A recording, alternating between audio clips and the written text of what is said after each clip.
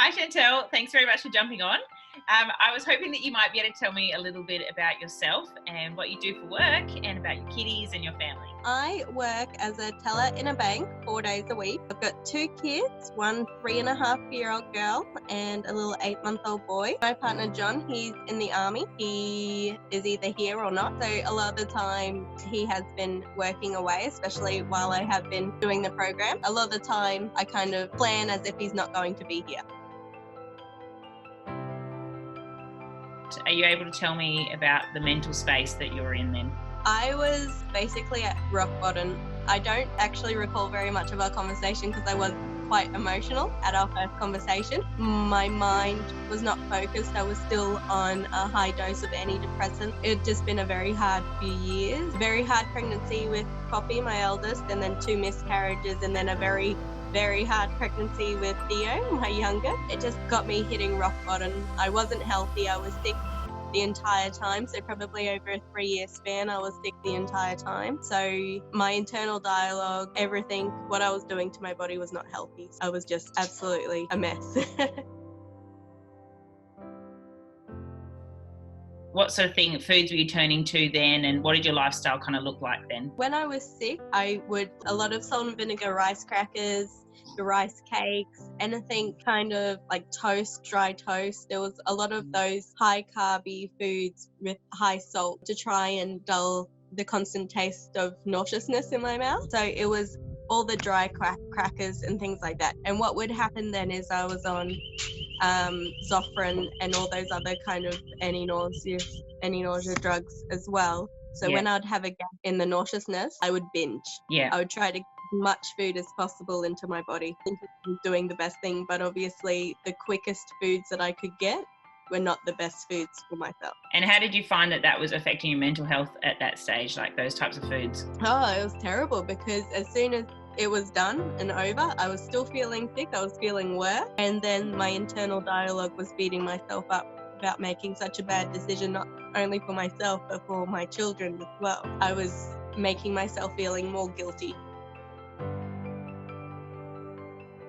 What things are you doing differently mentally for yourself compared to what you were doing before? What do you think has been the shift there? I think I've just gone to making time for myself, making a mental note to myself that I'm important, that my mental health and my physical health is I'm the pillar of the family. So I need to do what's right. And it's like a few little things I've put in place is that I'm just super organized. So I have snacks in the cupboard, in the fridge, in the freezer, things that I've prepared for the worst possible outcome. So when I'm not feeling well, then I know that I don't have any of those bad foods in the house anyway. I don't have salt and vinegar chips or crackers or rice cakes. None of that even comes through the door. I've prepared for the worst and I know that it's there to back me up if something did happen. So it's just being very organized now, and then taking the time out, meditating, doing mindfulness every night, journaling, doing my gratitude journaling, all those kind of things that I didn't really think would have such a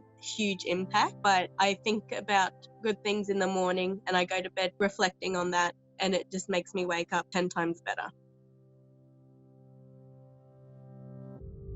Can you tell me how you feel about yourself 3 months down the track? I am very proud of myself. I can look in the mirror and I can, rather than seeing my body, I kind of just see myself. I don't see my imperfections. I don't see my flaws. I just see me. So it's a completely different thing.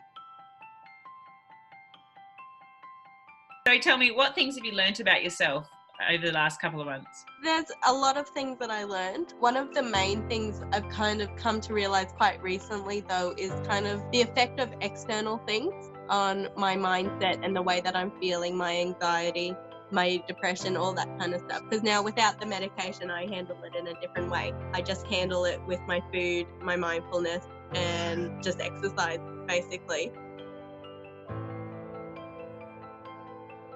We spoke about before how before the program you felt that your life was quite unstructured and your time management was, you just kind of, bumbled along or whatever. What is different for you now on a weekly basis? Like, what are your non-negotiables, as we've called them all along? Like, what things do you now factor in every week and that you're doing frequently now that are making this work for you? Oh yeah, so every night I sit down in bed with my cup of tea and my journal, so that's not negotiable. I have made it a little bit negotiable as to whether I do my meditation then or whether I do it during the day, kind of more so whether the babies have fallen asleep on time or not. The exercise, so at least 3 days a week, plus my normal walking to and from work, trains, all that kind of stuff. So I don't count that in as much exercise anymore. That's just life. So I do my meal planning on a Friday night, and then I do meal prepping on a Sunday. So that takes most of my day, so we don't go anywhere ever on a Sunday. I try to do a meditation once a day. If not, I make up for it the next day, because I find it really important for my mindset. If I don't do it, I find myself slipping. And I just make sure that I get sunlight. I do the things for myself that keep me on top. Like when you're talking about your meal prepping there, you actually do meal prepping for the entire week. Yes, so I meal prep single for the meal. entire week. I bulk sometimes. So I've always got 3 prepared meals in the freezer. And I think it's just handy to have there in case I am ever sick, if I travel. And you've spoken a bit about your journaling a few times. What sort of things are you journaling about? What has helped with the gratitude and the mind shift there? I sit down and I reflect about the day, and I usually journal something along the lines of I'm grateful for the change in my mindset, to understand that was a bad decision and what I can do to go forward. So I usually reflect on something that could have been better and acknowledge that I will do better next time, kind of thing. And I usually put up, I'm proud that I could do this, and then I usually just put like little messages. I use a different colored pen and I highlight and I make it pretty. But I usually put things like, oh, I smashed the gym today. I got so many steps. I feel so good. All those little things. So when I'm flicking back through it, I can see exactly how I was feeling. One of the final questions I want to ask you is, you went into a servo the other day, and I want you to tell that story because you posted it on the Inspired Mama group. And I just think it is just the most wonderful story. So please share it on here for us. I had to go to my old workplace, and on the way there, I stopped in at my old servo to get petrol. And my old habit, this is going back probably 2.5 years now, my old habit, which was still very heavily ingrained into my brain apparently, was I would go and get a Krispy Kreme donut to shove in my face in the 2-minute drive to work from there. So I went in to pay for my petrol and I found myself walking over to the donut, and I kind of just stopped, and I remember your voice popping into my head going, how is this going to make you feel? And I thought, oh, this is going to make me feel absolutely rubbish. It's going to give me heartburn.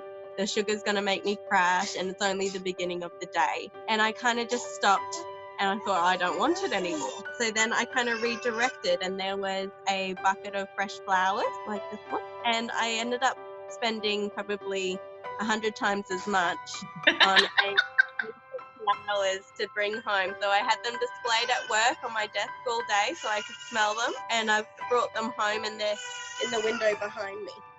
That's so beautiful. I just think that is just wonderful. That is just, honestly, I just love that story. I just think that is just the best thing ever.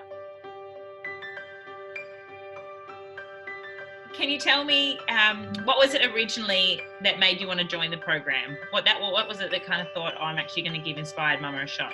Well, I knew I was on the trajectory of the same as my mother, which was she put on weight when she was pregnant with me and my sister.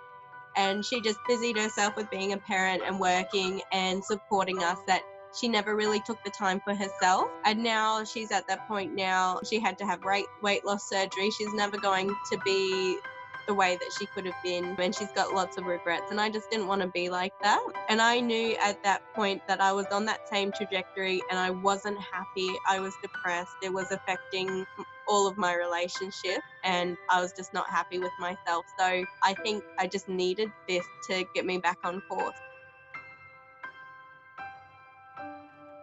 And what was it that made this program stand apart or in our conversation that made you think, oh, actually, I'll go with this one? The mindset part of it, the length of it. A lot of programs are set up that you do your normal 6-week program or something like that, and then you're on your own. You don't get that mindset coaching. It's kind of like a short term, you do this and then you'll be perfect kind of thing, but it's not the case. So this program, it had the coaching with you obviously over the phone, and I knew that would help keep me accountable because I didn't want to let you down, I didn't want to let myself down, and it would just been embarrassing. So it was kind of a lot of the mindset part, and the way that you spoke is that you wanted to give the education so that after this program I could continue to improve and I wouldn't have to keep signing up for another 12 weeks, another 12 weeks and do it like that. It would just kind of be like this 12 weeks, and then I've got the knowledge and I've got the support to keep going on.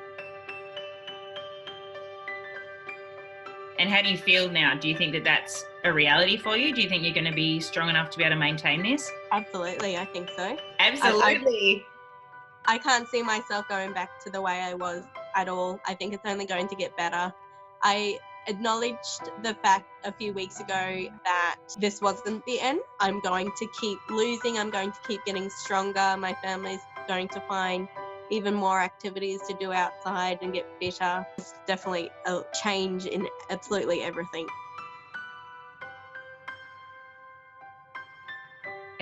Is there anything that you have to say or any feedback or anything around my coaching or the program or anything that you think we need to improve or work on? Or The program itself is perfect. I really like it. I like the Facebook and the community that you're creating. I love that part. The only suggestion I have is an app. Oh, I know. You know, we're actually working on one. Okay, good. Working on one. So when that comes out, I'll send you the link. Okay.